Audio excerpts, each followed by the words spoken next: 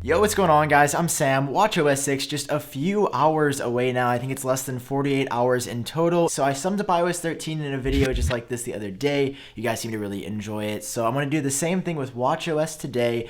All the things, features, and changes we can expect to see in watchOS 6 and how to get your hands on it on day one when it comes out in beta form. If you're excited for that, drop a like down below. Always helps me out, of course, and hit subscribe so you stay up to date on the latest Apple news. It is really important to mention here that unless I mention otherwise, all of these are confirmed rumors, meaning these are not like off the walls from unidentified sources. These aren't like fringe reports. These are from 9to5Mac and Bloomberg, who have pretty much impeccable track records. They are only putting out what they are 100% confident that Apple will be doing. But where we got to get started with watchOS 6 is the App Store. Now, watchOS has had an App Store forever, but not a dedicated App Store. With watchOS 6, there is some indication that not only will developers maybe be able to make apps only for the Apple Watch, but also being able to download an app directly to your Apple Watch from your Apple Watch. Since the Apple Watch came out, you've always had to go to your iPhone to do that, but now, I guess it makes sense, as you should be able to download an app for your watch from your watch directly and not have to go through any like middle party like your phone. So that is a pretty huge update. I think that's what Apple's probably going to spend most time talking about up on stage, and it is a big deal, rightfully so. So the App Store is coming for you to be able to download some new third-party apps, but also on the way is new first-party apps directly created by Apple themselves. First up here, voice memos. I concepted how this could look in watchOS 6. Unfortunately,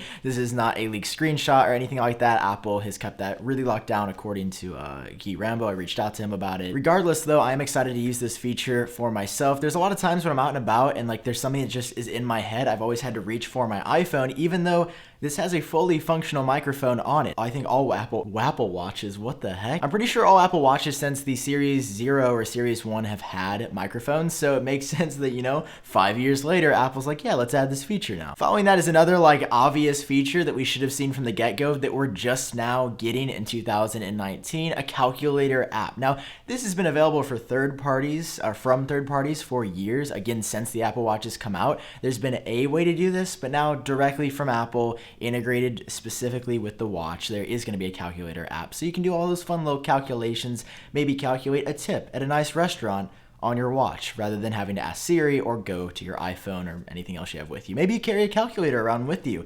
That's cool. Up third, this next one was less obvious to me, but the Apple Books app, not like the traditional, scroll through text and read 40 trillion words on your watch. That'd be sort of gimmicky, but sort of cool. No, it's coming in audiobook form. So Apple Books will now sync from your iPhone to your watch. And if you want to go for a run or you're going on a trip or you just want to have your audiobooks on your wrist, you'll be able to do that in watchOS 6 after, again, a number of years. Like, now that I look at these three features, I'm like, bro, what took 5 years on this one? It's audiobooks. Now, on top of those other three applications, there are two others specifically pertaining to health that are also coming. The first one, called Dose, is going to remind you to take your medicine or your pills. This is actually handy, as like people not taking their pills is a really serious issue, not because it's always intentional, but sometimes because you will literally forget to take a dose of your medicine, and then that could negatively impact your health. I could see that being especially helpful for the older population who uses the Apple Watch, and it's clear that Apple has a very health focus with this. It's more than just like an exercise partner or like a time-telling piece. This is also meant to help you take care of yourself because humans aren't very good at that. And another one called Cycles, which will help you track menstrual cycles. I assume that Apple's going to only allow that to be like default on the home screen if you are, you set like the female option in the health app, just because like 50% of the population won't exactly find that one useful. Moving on with the rest of watchOS 6, there's some pretty cool functionality coming that will extend the value of your watch even further to your other devices, specifically your Mac. So there is indication that watchOS 6 will definitely be able to authenticate your Mac in different places. Places like anywhere Touch ID is used. Now, if you have a Mac, if you enter a password or something, you have to scan your fingerprint to actually put that password auto-filled into your computer. Well, with watchOS 6, you may be able to authenticate by like double tapping on your watch or pressing your watch, as your watch knows that you're wearing it, and then it can talk to your computer and say, hey, like Sam is using his computer right now, you should probably authenticate this without him having to like reach forward and touch Touch ID. One of my personal favorite like Apple ecosystem features is that I can use a passcode on my Mac, and then whenever I'm near with my Apple Watch and I like turn on my computer from sleep, my computer will unlock. Here's a quick video of that working, and it's just seamless. Like, nobody else can get into my computer but me. And it's also passcode locked, so I don't have to enter a passcode. It just uses what's on my wrist, which is dope. I would love that for all my other passwords. Next up, Emoji and Animoji stickers coming to the watch. I don't know if anyone wants this. I don't know if anybody needs this. Do you guys use Animoji or Emoji still? Because I found myself like every once in a while with that one friend, you know, you send a cute little video to them and like everybody laughs, but really it's only you two laughing because emojis and Animojis are kind of weird. I don't know why Apple seems like they're building a special part in the Messages app in iOS 13 to accommodate these stickers. They're coming to the watch. I don't know why this is so important, but they're adding it to watchOS 6 too. Following that, this one is a total toss-up.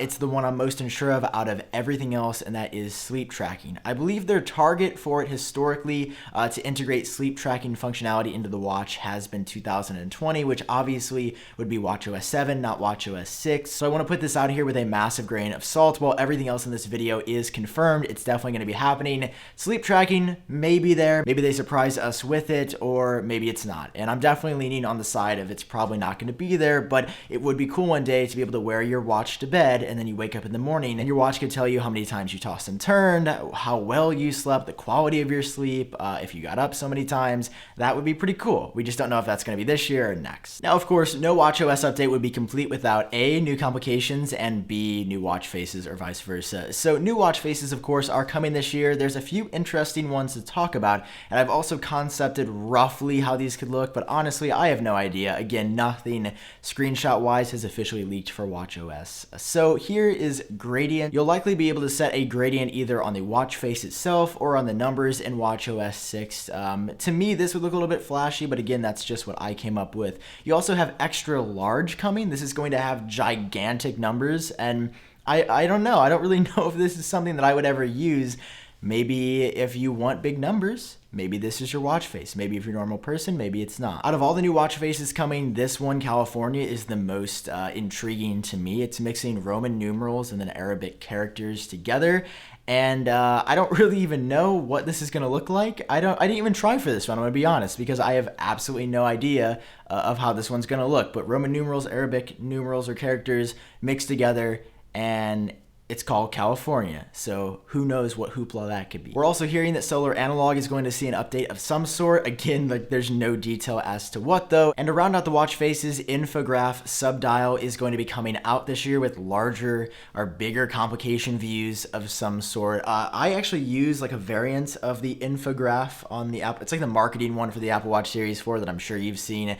And I've been using this since day one. I love the fact that I can get 4 complications, one in each corner, and then also 4 in the middle while still being able to pretty easily read the time on top of all that. So I'm looking forward to this new Infograph one. And there are some new complications coming in watchOS 6 as well. It isn't all about new watch faces. So you're gonna get one for rain data in watchOS 6. Who knows what that could mean? Maybe there's just gonna be little droplets falling on your display. External noise is the one that I'm most excited about. Apple's actually confirmed that this is coming. They have already accidentally leaked new health features when they had like a little card in the WWDC app describing a developer session. So this is going to tell you if the external environment around you is really loud, and I don't know, that just sounds cool to me. Also, hearing aid battery life, you'll be able to look at a complication and see the battery of your hearing aids. That one is exactly self-exclamatory, exactly what it sounds like. And then also how far you're into an audiobook. I assume it'll be like a little circle or something and show you how far you've listened, but also how far you have left to go. Now, watchOS 6 Beta 1 is going to be released around 12:30 or 1 p.m. Pacific Standard Time on Monday, June 3rd, 2019. And the only like official safe way to get it with like no risk is to go straight through Apple's developer program. It's $99 a year. There are other ways you can obtain the beta profile you need, but I just wanted to throw that out there. There is no public free official Apple beta program for watchOS at this time, but maybe on stage on June 3rd, Apple will announce one. But as of right now, safest bet is to be part of the Apple developer program, and you can get it easily through there the second it comes out. Or if you don't care about the beta and you're just interested in getting the features, it'll be out for everybody publicly for free in September of this year. Largely, guys, that is the story of watchOS 6. It's not going to be as big an update as iOS 13. I don't think macOS, tvOS, or watchOS are even coming close to iOS 13. Remember, we have seen dark mode officially leaked by, again, G Rambo of 9 to 5 Mac, so that is our first look at that. I'm just really excited for a couple days from now. watchOS 6 is on the way, so much good stuff coming, and I want you guys to tell me what your favorite feature out of everything watchOS 6 related is down below. The new complications, the new watch faces, being able to authenticate stuff on your Mac. You tell me down below. That's all for this video though. Drop a like if you enjoyed it, hit subscribe for more, and I'll see all you guys, you cool cats, in the next video.